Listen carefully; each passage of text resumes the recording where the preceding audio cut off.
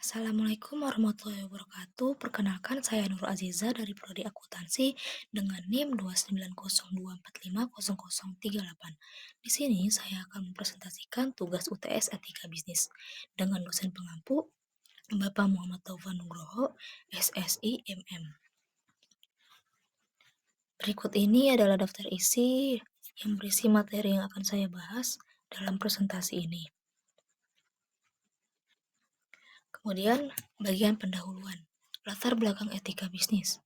Etika bisnis merupakan cara untuk melakukan kegiatan bisnis yang mencakup seluruh aspek, baik dengan individu satu dengan yang lainnya, perusahaan satu dengan perusahaan yang lainnya, atau aspek antara perusahaan dengan masyarakat yang tidak bisa terlepas baik dengan aturan budaya atau kepercayaan-kepercayaan yang harus dijaga dan dipatuhi bersama. Selain itu, etika bisnis merupakan kajian standar tentang bagaimana suatu perusahaan menerapkan ke dalam sistem dan organisasi yang digunakan oleh seluruh aspek dan kegiatan bisnisnya. Oleh karena itu, etika bisnis sangat penting untuk kelangsungan hidup suatu perusahaan dan akan menghasilkan nilai-nilai moral, terutama nilai-nilai yang jujur, adil, dan bertanggung jawab. Sasaran dan ruang lingkup etika bisnis. Yang pertama, etika bisnis didefinisikan sebagai etika profesi dan membahas berbagai prinsip, situasi, dan masalah yang terkait dengan praktik bisnis yang baik dan etis. Dengan kata lain, tujuan utama etika bisnis adalah untuk mendorong para pelaku bisnis untuk menjalankan bisnis mereka secara etis dan baik. Yang kedua, menyadarkan masyarakat, terutama konsumen, buruh, karyawan, dan masyarakat umum secara keseluruhan akan melindungi hak dan kepentingan mereka yang tidak boleh dilanggar oleh tindakan bisnis manapun. Pada tahap ini, etika bisnis mendorong masyarakat untuk bertindak menuntut para pelaku bisnis untuk berbisnis secara adil, untuk melindungi hak dan kepentingan mereka atau masyarakat. Etika bisnis mendorong semua orang, baik itu konsumen atau pemakai aset umum lainnya yang berkaitan dengan bisnis, untuk menjadi sadar diri dan berusaha untuk menuntut haknya, atau setidaknya untuk memastikan bahwa hak dan kepentingannya tidak dirugikan oleh tindakan bisnis pihak manapun. Yang ketiga, etika bisnis juga berbicara tentang sistem ekonomi yang sangat mempengaruhi etika suatu bisnis. Dalam konteks makro, etika bisnis lebih tepat disebut dengan etika ekonomi. Dalam lingkup makro ini, etika bisnis berbicara tentang praktik seperti monopoli, oligopoli, kolusi, dan lainnya yang berdampak pada kesehatan ekonomi dan etika bisnis sebuah negara. Bagian landasan teori. Pengertian etika dan bisnis. Etika secara umum didefinisikan sebagai prinsip, adat istiadat, norma, dan cara-cara yang digunakan oleh seseorang sebagai dasar untuk bertindak dan berperilaku. Sedangkan bisnis adalah kegiatan ekonomi yang dilakukan oleh individu atau kelompok dengan tujuan mendapatkan keuntungan dengan memproduksi, membeli, atau menjual barang dan jasa. Secara sederhana, istilah etika bisnis mengacu pada aturan tentang cara menjalankan operasi bisnis dengan cara yang adil dan sesuai dengan hukum yang berlaku, tanpa mempertimbangkan posisi individu atau perusahaan dalam masyarakat. Teori-teori etika bisnis. Yang pertama adalah teori deontologi. Teori ini menekankan setiap manusia untuk melakukan segala sesuatu berdasarkan standar moral yang berlaku. Jika seseorang melakukan tindakan yang sesuai dengan prinsip norma, maka orang tersebut merupakan orang yang baik. Yang kedua, teori keutamaan. Keutamaan adalah karakter yang mempengaruhi perilaku seseorang dan memungkinkannya berperilaku moral. Nilai moral bukan muncul berdasarkan aturan berupa larangan atau perintah, namun dalam bentuk nilai-nilai yang dianggap baik dalam masyarakat. Yang ketiga ada teori teleologi. Menurut teori ini, baik atau buruk suatu tindakan tergantung pada tujuan yang dicapainya. Aliran ini berpendapat suatu perbuatan yang memang bermaksud baik tetapi tidak menghasilkan sesuatu yang signifikan tidak pantas disebut baik. Pendekatan stakeholder mengamati dan menjelaskan secara analitik bagaimana berbagai komponen mempengaruhi keputusan dan tindakan bisnis dikenal sebagai pendekatan stakeholder. Dasar pemikirannya adalah bahwa semua pihak yang memiliki kepentingan dalam suatu kegiatan bisnis karena ingin mendapatkan keuntungan harus memiliki hak dan kepentingan yang dilindungi. Stakeholder dikelompokkan menjadi dua, yaitu stakeholder internal dan stakeholder eksternal.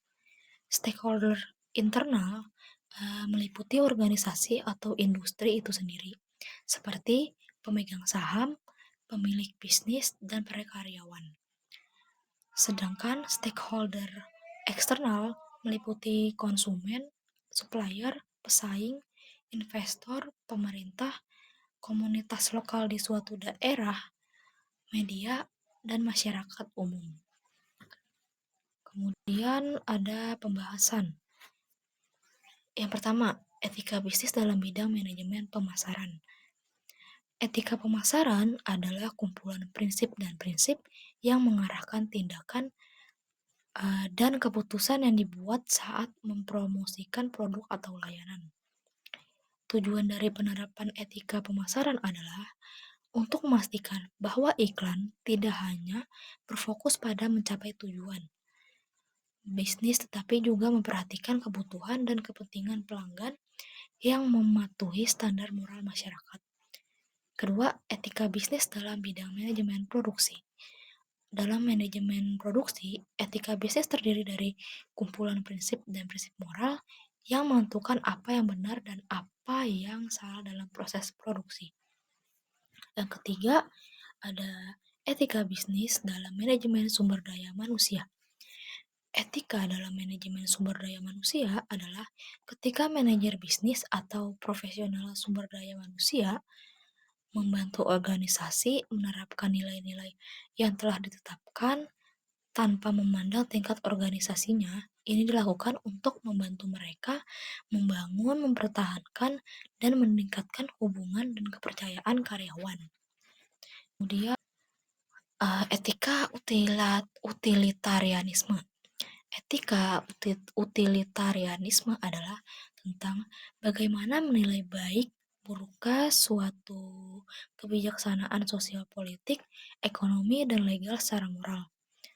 Utilitarianisme adalah salah satu teori etika yang didasarkan pada prinsip bahwa tindakan yang benar adalah tindakan yang menghasilkan kebahagiaan terbesar bagi jumlah orang yang terlibat. Ada 3 kriteria prinsip dalam etika utilitarianisme, yaitu yang pertama adalah manfaat, yang kedua manfaat terbesar, yang ketiga manfaat terbesar bagi orang sebanyak mungkin. Kemudian dalam etika utilitarianisme ini ada nilai positifnya. Yang pertama ada rasional, maksudnya tidak didasarkan pada aturan-aturan kaku yang mungkin kita pahami dan yang tidak bisa kita persoalkan keabsahannya, melainkan memberi kriteria yang objektif dan rasional mengapa suatu tindakan dianggap baik. Yang kedua, otonom. Utilitarianisme sangat menghargai kebebasan setiap pelaku moral untuk berpikir dan bertindak.